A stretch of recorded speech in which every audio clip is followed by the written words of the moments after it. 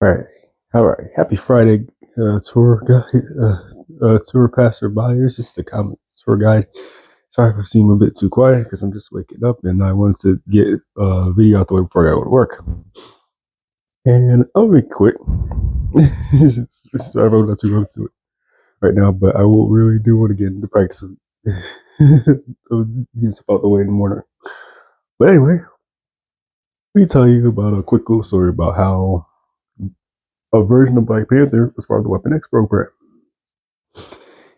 And it was took place in the original Ultimate Universe, which I'm going to be referring to as the Ultimate Universe 1.0. Now, in this universe, Black Panther was eager to become the king of Wakanda, and his father kept telling him that he wasn't ready. But not heeding his father's warning to keep working or to wait, he immediately took upon himself the trials and tried to fight an actual Black Panther.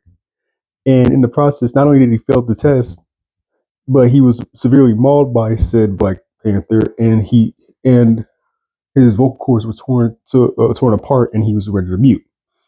It wasn't until his older brother in that universe, M'Baku, who in the mainstream Marvel universe is his arch nemesis, the Man Ape, came to save him.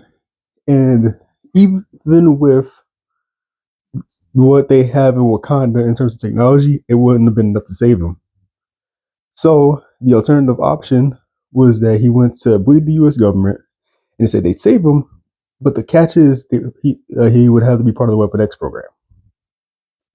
So wanting to save his son, and desperate to do so, he gave up his son to Weapon X, and then they experimented on him, and they made him, and in the process transformed him into a mutant. Because in the Ultimate 1.0 universe, mutants aren't genetic, aren't the next step in human evolution, or just were born with some gene to transform them.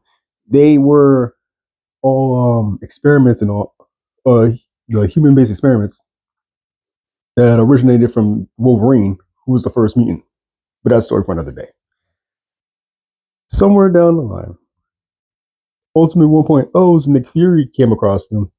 Originally was just going to put him down, but ultimately considered just taking him under his wing. It wasn't going to intend on having him join S.H.I.E.L.D. and the Ultimates at large.